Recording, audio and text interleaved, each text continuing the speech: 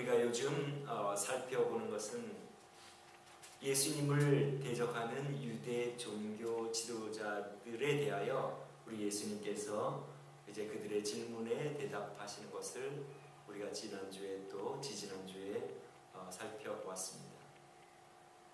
이 유대 종교 지도자들이 예수님을 대적하고 예수님을 제거하려 하고 하는 이유가 무엇입니까?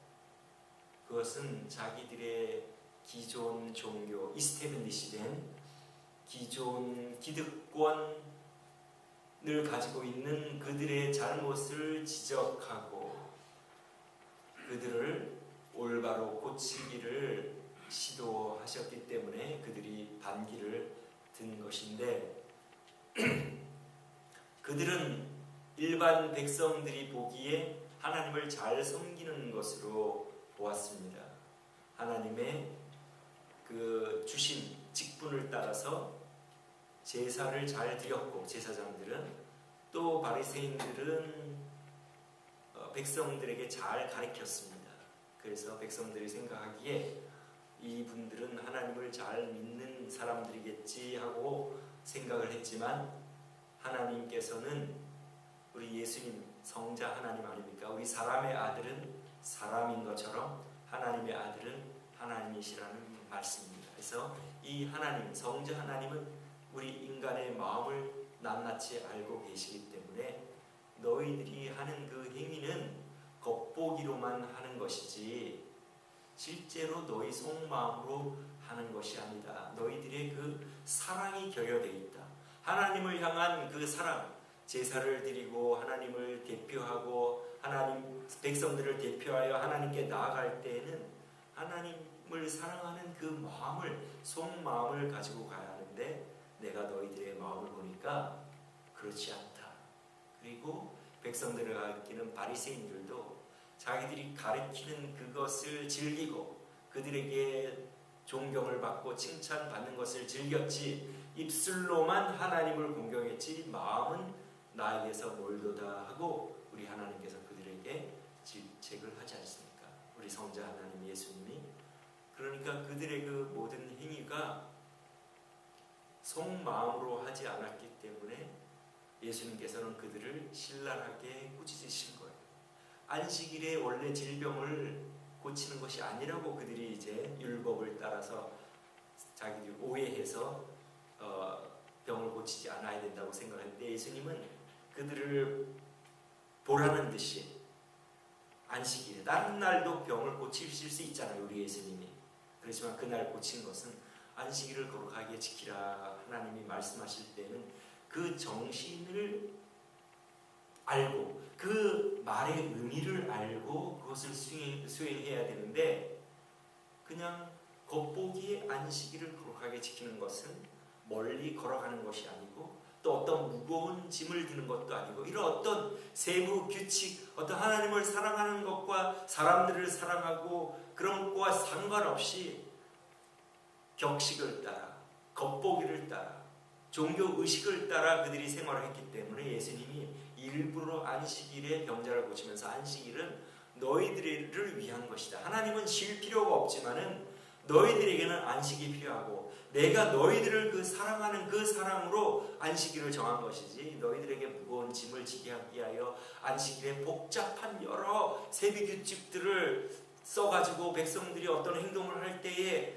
이게 안식일을 범하는 것인가 아닌 것인가 하는 어떤 그들에게 더 무거운 짐을 지기 위하여 내가 안식일을 거룩하게 지키라고 한 것이 아닌데 너희들은 도리어 그러한 세부 규칙을 삼아가지고 백성들에게 마음의 부담을 주고 더 속박하고 쉬지 못하게 하는 그런 안식일을 행하니 내가 안식일에 병을 고치고 그 병을 고친 것은 내가 사람들을 위한 것이고 그 병을 고치면 너희들이 그 병 고침 받은 자들에게 가서 얼마나 좋으냐 네가 이렇게 나으니 우리 마음도 기쁘다 그런 식으로 반응을 해야 되는데 도리어 너 안식일에 왜 너 짐을 짓고 일어나서 걸어 다니느냐 그 나은 것에 대해서는 이야기를 하지 않고 그러니까 우리 하나님께서 보신 것은 속마음 겉보기를 하지 말고 너희들이 모든 하는 행위를 내가 꾸짖는 것은 그 모든 바탕이 하나님을 사랑하고 이웃을 사랑하는 그 바탕에서 해야 되는데 너희들은 그 계명 자체를 지키느라 도리어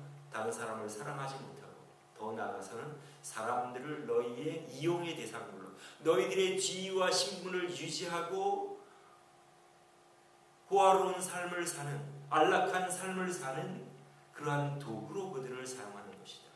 그렇게 지적을 하시면서 그들을 꾸짖으시니까 이 사두개인과 바리새인, 즉 제사장 그룹과 일반 백성들의 선생 그룹들이 공히 합작을 해서 예수님을 대적하지 않습니까? 그래서 처음에 이제 예수님에게 곤란한 예수님을 제거하기 위하여 어떤 전략을 씁니까? 예수님을 죽이거나 아니면 예수님의 명성, 예수님의 그 신뢰도, 그 신용을 떨어뜨리는 그러한 일을 했는데 어떤 일을 했느냐 하면 우리가 잘 아는 대로 로마 황제에게 우리 인두세를 바치는 것이 옳은가 그런가. 만약에 그것을 로마 황제에게 바치지 말라고 하면 로마의 반역자로 고발을 하기 위하여 헤롯 당원들과 함께 같이 오지 않습니까? 자기의 제자들을 헤롯 당원들과 함께 보내가지고 고발을 하게 하려고. 그래서 거기에 우리 하나님이신 예수님이 간단하게 로마 황제의 그 돈에는 누구의 형상이 있느냐?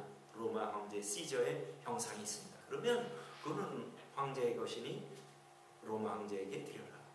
그들은 생각하기를 로마 황제에게 드리지 말라.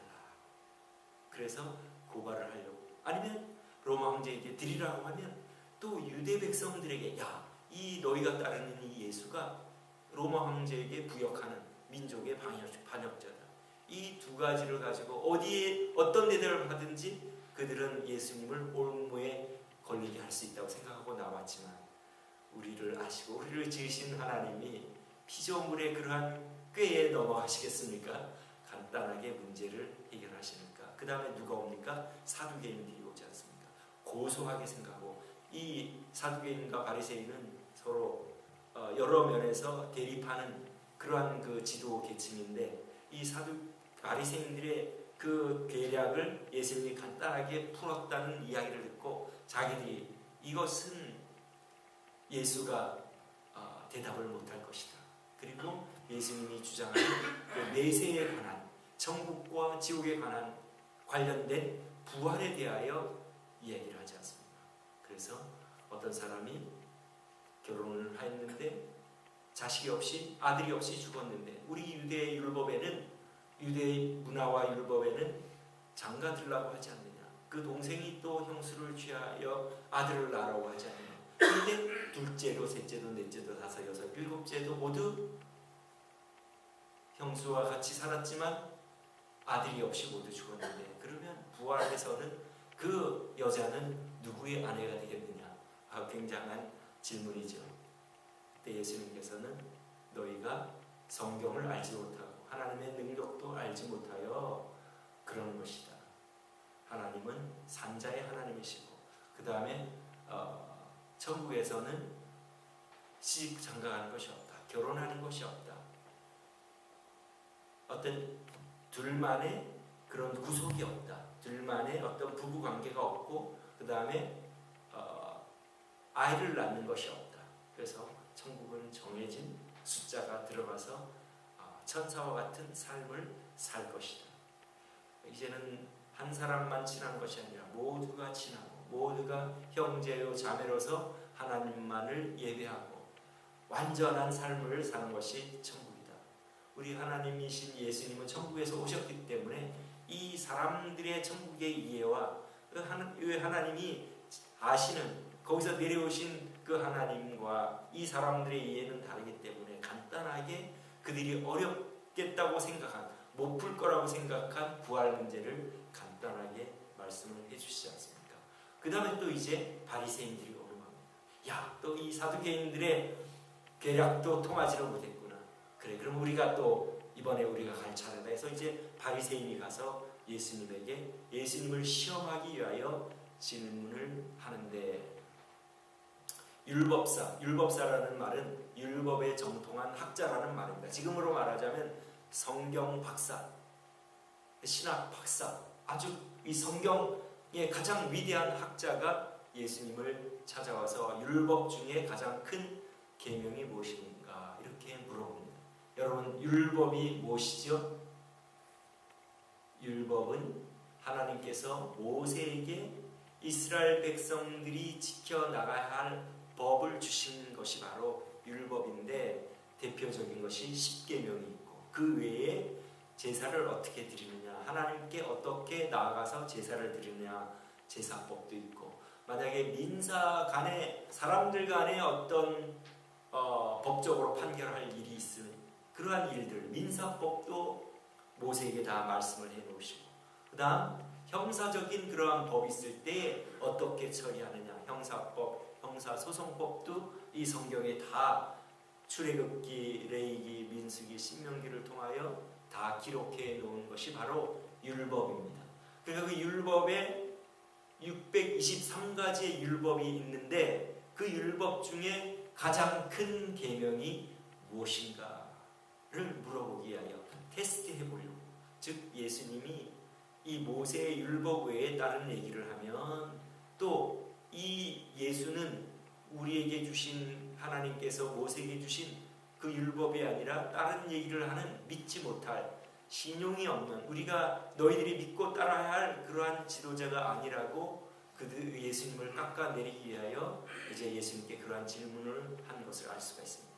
또 이 율법학자, 율법에 대한 박사니까 이 예수님은 자기들의 율법 학교를 나오지 않은 사람인데 이 예수가 얼마나 율법을 많이 알고 있는가, 그래서 어떤 것이 가장 중요하다고 말하면 자기가 그와 아규를 해가지고 그것이 아니라는 것을 밝히고, 그래서 내가 예수보다 더 위대하고 너희 백성들은 이 무지한 율법에 대해서 잘 알지 못하는 이 예수를 너희가 따르는 것은 헛된 일이다, 잘못된 일이다, 아마 일이다 하고 그렇게 그들이 얘기를 하기 위하여 율법에 자기들이 전문적이고 자기들이 최고라고 생각하는 그러한 것을 가지고 예수님에게 나온 것을 알 수가 있습니다. 이에 대해서 우리 예수님께서 뭐라고 말씀을 하시죠? 가장 첫째 되는 계명이 뭐라고 말씀하십니까? 하나님을 사랑하는데 어떻게 사랑한다? 마음을 다하고 목숨을 다하고 뜻을 다하여 사랑한다. 우리가 다 하나님을 믿지요. 마귀도 하나님을 믿고 떤다고 했습니다. 믿는 것에서 그치는 것이 아니라 하나님을 사랑하는데 마음을 다하고 목숨을 다하고 뜻을 다해서, 즉 우리의 전체로 몸과 마음과 우리의 영혼과 우리의 전체로 하나님을 사랑하라는 말입니다. 지금 이 유대 종교 지도자들은 이것이 없었기 때문에 하나님이신 예수님이 그들을 질책하시고 그들이 올바르게 하나님을 섬길 수 있도록 이끌어 주시기를 힘쓰신 것. 너희들이 똑바로 신앙생활해라. 너희들이 겉보기로는 나를 사랑하고 하나님을 사랑하는 것처럼 보이지만 너희 속에는 그것이 없지 않느냐. 이것은 우리에게도 많은 교훈을 줍니다. 우리에게도 적용을 시켜야 될 일입니다. 우리가 하나님을 믿고 교회에 나오지만은 우리의 마음과 목숨과 뜻을 다하여 하나님을 사랑하고 섬기는가? 우리가 사랑하는 사람은 생각을 하게 되죠, 그죠? 생각을 하고, 저희 딸이 이제 우크라이나에 갔으면 생각을 하잖아요. 딸이 잘 있을까 하고 매일 안부를 물어보고 또 통화를 하고 생각을 하는 거죠. 그래서 우리가 하나님을 사랑하면 항상 하나님을 생각하는 것이죠. 우리 생활 가운데서 우리의 마음 중심에 하나님이 계시는 것, 그것이 하나님을 사랑하는 것이고, 또 우리가 아끼고 사랑하는 사람들이 하는 말을 우리가 어떻게 합니까? 듣고 행하지 않습니까? 여러분들의 가족이 여러분들에게 부탁을 하면 그것을 행하죠. 또 친구들이 뭘 부탁하면 그것을 해주지 않습니까? 마찬가지로 하나님을 사랑한다고 하는 것은 결국은 하나님의 말씀을 순종하는 것입니다. 내 생활 가운데서 하나님의 말씀이 이것이 하나님의 말씀인가? 내 생활이 하나님의 말씀에 합당한가? 합당하지 않은가? 우리 예수님께서도 나의 계명을 가지고 지키는 자라. 오늘 우리 암송했었죠. 요한복음 14장 21절 나의 계명을 가지고 지키는 자라야 나를 사랑하는 자니 나를 사랑하는 자는 내 아버지께 사랑을 받을 것이요 나도 그를 사랑하여 그에게 나를 나타내리라. 우리가 하나님을 사랑한다는 것은 하나님을 생각하고 시간도 보내고 그 말씀을 순종하는 것. 여러분들이 또 사랑하면 함께 있고 시간을 보내잖아요. 우리가 결혼하는 것은 사랑하여 함께 있고 시간을 보내는 거 아닙니까? 그러니까 하나님과 시간을 우리가 어떻게 보냅니까? 말씀을 읽고 기도를 하고 찬송을 하고 하나님과 교제하면서 시간을 보내는 것입니다. 그래서 나는 하나님을 사랑하는 거야. 나는 하나님을 믿고 있는데 하나님을 사랑하라고 말씀하지 않습니까? 이것은 이 율법사가 어떤 다른 엉뚱한 것을 가장 큰 계명으로 예수님이 말할 거라고 기대를 했을지 모르지만 이 지금 예수님이 말씀하신 하나님을 사랑하라, 마음을 다하고 목숨을 다하고 뜻을 다하여 주 너희 하나님을 사랑하라, 이것은 그 당시에도 그렇고 지금도 유대인들이 가장 귀하게 여기고 자기 자녀들에게 들려주는 말입니다. 그래서 유대인들, 지금도 유대인들은 자기의 대문에 하나의 박스를 마련해가지고 신명기 6장 4절 5절 오늘 이 말씀을 그 박스에 넣어두고 아침에 나갈 때 한번 보고 들어올 때 한번 보고 적어도 2번 이상은 이 말씀을 항상 보면서 하나님을 사랑하는 것이 나의 본분입니다 하고 고백하는 그 계명입니다. 그래서 이 율법사는 예수님이 어떤 다른 것을 말씀하실 거라고 예상을 했지만 자기들이 가장 중요하게 생각하는 이 신명기의 말씀을 인용하실 때에 그들은 아무 할 말이 없었습니다. 그래서 이제 이스라엘 백성들뿐 아니라 우리 예수님인 하나님이신 예수님이 우리에게도 이 말씀을 하시는 것입니다. 하나님을 사랑하라. 마음과 뜻과 정성을 다하여 하나님을 사랑하라. 왜 하나님을 우리가 가장 첫째 되는 계명으로 사랑을 해야 될까요? 그것은 무엇보다 하나님이 우리를 먼저 사랑해 주시고 우리를 지으시고 우리의 아버지 되시기 때문에 우리가 하나님을 사랑하는 것이 당연하고 또 우리 하나님을 사랑해야 우리가 영생을 얻지 않습니까? 이 세상 사람들은 하나님을 떠나 있는 상태입니다.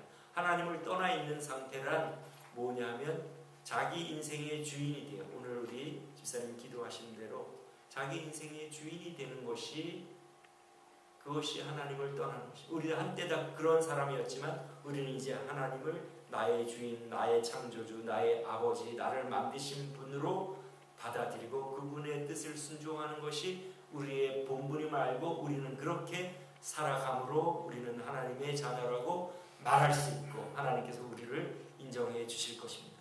그러나 하나님을 믿지 않거나 교회에 다니지 않거나 또는 교회에 다니지만 자기가 주인이 되어 자기가 원하는 대로 살아가는 사람은 그 사람들은 하나님을 떠나 있기 때문에 하나님과 커넥션이 없기 때문에 릴레이션십이 없기 때문에 그 사람들은 멸망을 하게 됩니다.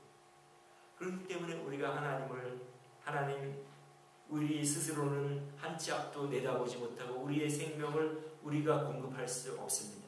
여러분들이 나는 이 땅에서 120년을 살고 싶다, 건강하게 살고 싶다, 그렇게 여러분들이 명령을 내리고 야 너야 이종류나 너는 120년 동안을 건강하게 살아라 하고 내가 명령을 한다고 해서 내가 그것을 할 수 있습니까? 할 수 없죠. 하나님이 우리에게 생명을 공급해 주시고 그걸 허락하시고 우리가 그 120년 동안 하나님이 생명을 공급해 주시고 너는 이 세상에서 살아라 하고 공급해 주실 때 우리가 사는 것이지 우리 힘으로는 살 수 없지 않습니까?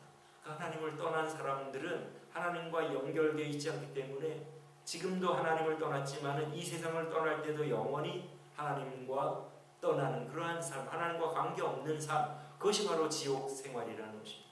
그러나 이제 우리는 하나님 우리의 창조주이심 알고 예수님을 통하여 죄 사함 받고 하나님과 우리의 하나님께 접근하는 것을 막는 그 유일한 것은 바로 죄이기 때문에 그 죄를 예수님의 공로로 제하여 오늘도 우리가 예수님이 나를 위하여 돌아가셨다고 고백하지 않았습니까? 우리 찬송을 통하여 우리가 그 고백하는 이유가 바로 그런 이유입니다.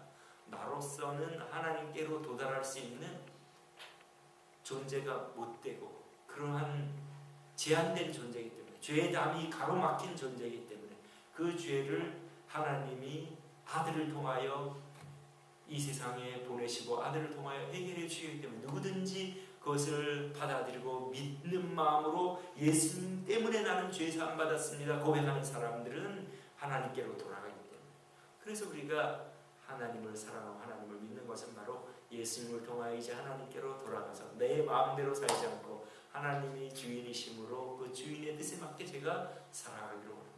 그래서 우리가 하나님을 사랑한다는 것은 하나님과 동행하고 하나님께 붙어있고 하나님께로 돌아가고 하나님의 말씀을 순종하고 그래서 우리는 하나님과 영원히 영생을 누리기 때문에 하나님께서 우리를 위하여 하나님과의 관계를 잘해라 하나님을 사랑하라 그런 것입니다. 하나님을 위하여가 아니라 우리를 위하여 하시는 말씀인 줄 믿습니다. 여러분 믿습니까? 그 다음에는 둘째 되는 계명이 무엇입니까? 이웃을 내 몸과 같이 사랑하라. 여러분들의 몸을 어떻게 하죠? 여러분들 아끼고 사랑하잖아요. 이빨이 아프면 치과에 가서 이빨을 고치고, 그렇죠? 그 다음에 어느 몸이 아프면 파스도 붙이고, 여러 가지로 또 영양이 부족하면 영양도 공급하면서 자기의 몸을 아끼지 않습니까? 자기의 몸을 아끼듯 다른 사람들을 사랑하라. 그것이 가장 또한 두 번째로 중요한 계명이라고 말씀을 하십니다. 왜 하나님께서는 이것을 그렇게 말씀하실까요?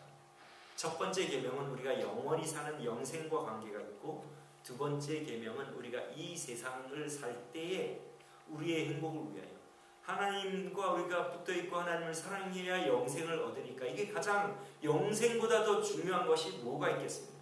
그러니까 하나님을 사랑하고 하나님께 순종하며 살아가라. 두 번째는 이웃을 사랑하라.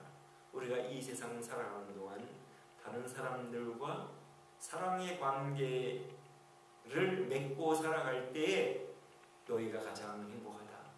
그렇기 때문에 그것을 명령하시는 거죠. 우리 하나님이 명령하시는 것을 보면 하나님께 유리한 건 없어요. 영원하시고 완전하신 하나님이 우리가 다른 사람을 사랑한다고 해서 하나님께 유익되는 것이 있겠습니까? 없겠습니까? 하나님의 부족한 점이 채워지겠습니까? 안 채워지겠습니까?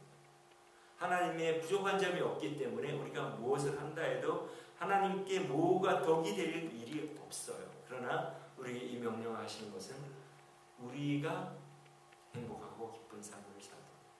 제가 늘 말씀드리는 거지만 우리의 참된 만족과 기쁨은 돈이나 명예나 권력이나 성적인 쾌락 이런 것들은 우리를 일시적으로 기분 좋게 할 수도 있고 좀 편리한 삶을 살도록 인도하지만은 그러나 돈이 있는 사람들은 좀 더 벌었으면 좋겠다.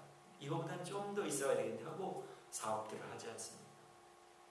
다른 것들도 마찬가지입니다. 그러나 우리 하나님께서 우리가 어떻게 살 때 행복할지를 아시기 때문에 우리 하나님께서 우리를 만들어 놓으시고 우리가 어떻게 작동해야 가장 우리를 극대화하고 만족한 삶을 사는지를 아시기 때문에 서로 사랑하라. 여러분 관계가 어그러지면 그때 제일 힘들지 않습니까? 친구의 관계가 삐뚤어지고 서로 반복할 때 우리가 가장 마음이 아프고 또 가족 관계도 마찬가지입니다. 부모와 자식 간의 관계가 잘 안 되고 그 부모의 마음이 얼마나 안타깝습니까? 직장에서도 마찬가지고 사람들과 관계를 잘 못하고 보기 싫은 사람이 있으면 너무 힘들지 않습니까? 그러니까 보기 싫은 사람이 우리 그리스도인은 없어야 돼요. 왜냐하면 내가 하나님 앞에서 얼마나 죄인인가를 인정하는 사람만이 크리스찬이 될 수 있습니다. 내가 죄가 없고 나는 너보다 나아 하는 사람은 결단코 하나님을 믿을 수 없습니다. 자기를 높이고 자기가 다른 사람보다 뭔가 좀 낫다고 생각하는 사람들은 하나님을 실제로 믿기가 너무 어렵죠. 우리 하나님을 믿는 사람은 내가 얼마나 부족하고 내가 얼마나 죄인인가, 내 마음속에 일어나는 모든 생각들을 돌아볼 때 나는 얼마나 죄인인가 하는 것을 인정하는 사람만 사실은 하나님을 믿을 수가 있죠.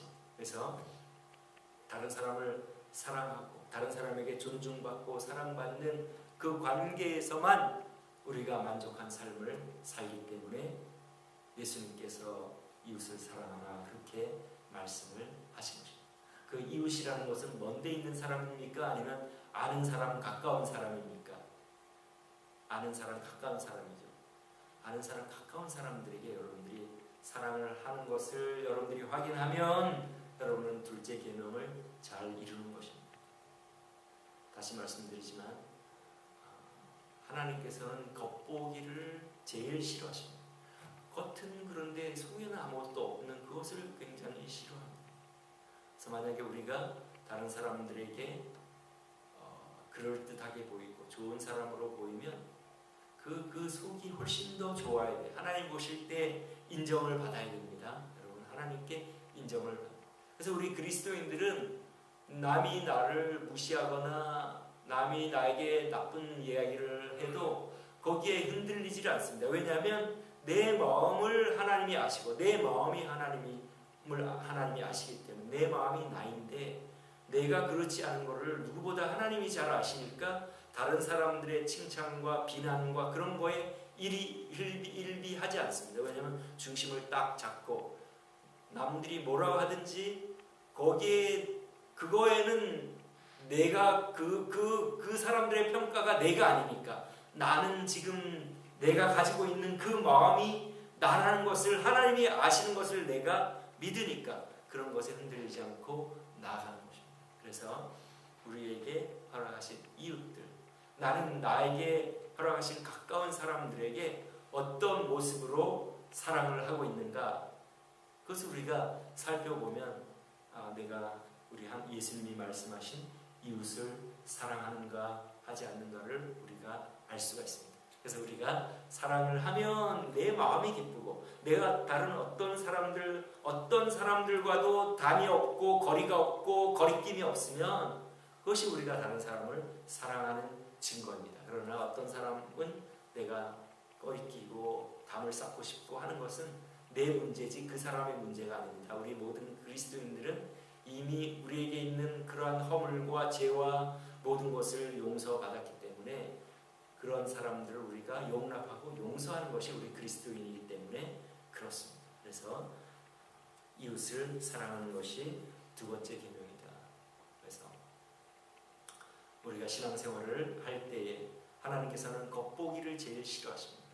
겉에 드러나는 그것은 우리 자신이 아닌 것을 우리가 잘 알잖아요. 그래서 이제는 마음 중심으로 하나님을 사랑하고 생활 가운데서 늘 하나님이 보실 때의 말과 생각과 행동이 하나님 보시기에 합당하게 살기를 힘쓰는 것이 바로 하나님을 사랑하는 것이고, 이웃을 사랑하는 것도 나에게 허락하신 우리 주변의 사람들, 가까운 사람들에 대하여 항상 사랑해주고 용납해주고, 아까 우리 고린도전서 13장 읽은 대로 사랑은 언제나 오래 참는 것이 제일 먼저 나와 있습니다. 그리고 나중에 다시 한번 참고 견디느니라, 그런 것으로 우리가 사랑을 할 때에 참기도 하고 견디기도 해야 됩니다. 왜냐하면 하나님이 나를 참아주셨고 나를 견뎌주시기 때문에 나도 견뎌지고 참는 것이 필요하고, 그것이 바로 하나님이 원하는 사랑입니다. 그래서 우리 예수님께서 이들의 질문을 간단하게 또 잘 해결해 주시니까 아무 말도 못하고 이제는